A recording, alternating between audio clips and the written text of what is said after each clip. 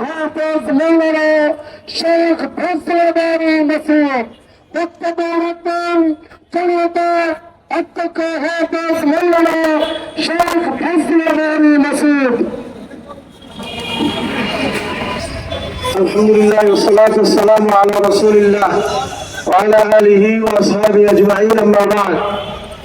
ইসলামী আন্দোলন বাংলাদেশ ঢাকা মহানগর উত্তর দক্ষিণ আয়োজিত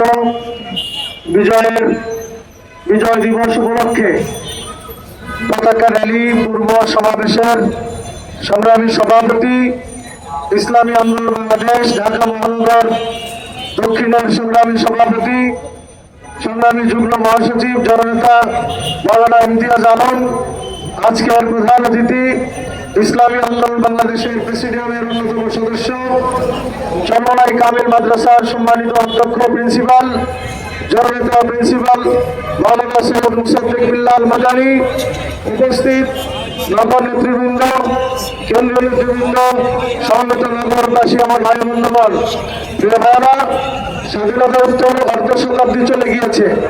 আমরা সকলে জানি 1971 সালের 16 ডিসেম্বর 100 রক্তের বিনিময়ে আমরা আমাদের স্বাধীনতা পেয়েছিলাম। তৎকালীন সময়ে এদেশের সর্বশ্রেণীর মানুষ তারা দেশকে মুক্ত করার জন্য ঝাঁপিয়ে পড়েছিল জীবনের মায়াকে ত্যাগ করে। এদেশের সন্তানেরা বুলেটের সামনে বুক পেতে দিতে 71 সালে কোনো কর্মা করে নাই। কিন্তু আমরা কি দেখলাম? স্বাধীনতা উত্তর কিছু সংখ্যক ব্যক্তি তারা এই মুক্তিযুদ্ধকে নিজেদের সম্পদে পরিণত করল। তারা ইচ্ছা মতো এই শব্দটাকে ব্যবহার করে তাদের আখের গুছিয়ে তারা এদেশের মানুষকে জিম্মি করে নিল। আমরা দেখতে পেলাম ভারতের দোসর, ভারতের 5টা গোলাম, ভারতের দাস, দাসেরও দাস শেখ মুজিবুর রহমান পরবর্তী আমরা দেখলাম বিগত ফ্যাসিস্ট আওয়ামী সরকার হাসিনা সে এমন ভাবে গোলামি করেছে বাংলাদেশ থেকে কিছু আর দিতে তার বাকি নাই। এখন বাকি ছিল এদেশের মানুষকে ধরে ধরে ভারতের কাছে গোলাম বা দাস হিসাবে বিক্রি করে দেওয়াটাই কেন তার বাকি ছিল। সৌভাগ্য আমাদের এদেশের ছাত্ররা, আবু সাইদ মুগ্ধরা, এদেশের জনতা, বিশ্বাস চর্মার নেতৃত্বে, রাজনৈতিক দলের নেতৃবৃন্দের নেতৃত্বে আমরা যদি সে আন্দোলনে ঝাঁপিয়ে না পড়তাম হয়তো বা বেশি দিন লাগতো না, আমাদের প্রত্যেককে ধরে ধরে হাসিনা মুদির কাছে আমাদেরকে দাস হিসাবে বিক্রি করে দিত। আবার আল্লাহ পাকের সফল হয়েছেন, আমরা মুক্ত হয়েছি এই জুলাই আন্দোলনে। কথা বলে ঠিক কিনা? আবার এখনো কিন্তু ভারত চুপ হয়ে গেছে যে তা নয়। ভারত বাংলাদেশ থেকে যে মোয়া খেত আগে সেই মোয়া এখন আর পাচ্ছে না, সেজন্য আবার পাগল হয়ে গেছে সেই মোয়া খাওয়ার জন্য।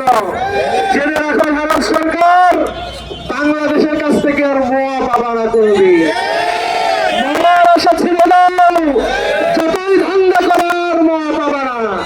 এখন যেটা যদি কিছু চাও তোমরা ভদ্রভাবে পাশের দেশ হিসাবে তোমাদের যে অধিকার তোমাদের মতো তোমরা থাকো, আমাদেরকে আমাদের অধিকার নিয়ে বেঁচে থাকতে দাও।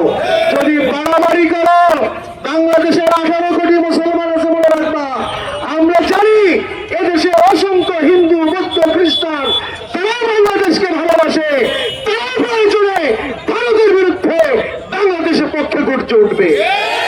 অনেক হিন্দু আছে, অনেক বৌদ্ধ আছে, অনেক খ্রিস্টান আছে, ভিন্ন ধর্মাবলম্বী আছে, তারা এই দেশের জন্য লড়বে ইনশাআল্লাহ ভারতের বিরুদ্ধে। তোমরা যা চিন্তা করেছ হিন্দুদের ধোয়া তুলে কয়েকজনকে সামনে রেখে আওয়ামী লীগের সেই গুন্ডারা, সেই পাপীরা তোরা মাঠে নামতে চাও, মনে রাখিস আমরা সেই সময় বলেছি পুলিশ বাদ দিয়ে আসো, খেলা হবে। তোমরা বলেছিলে তোমরা পুলিশ বাদ দিয়ে তখন আর আসতে পারো না, পুলিশ নামাইয়ে দিচ্ছ। এখন পুলিশ তোমাদের কথা শুনবে না। ওই চিন্তা করে হবে নাই।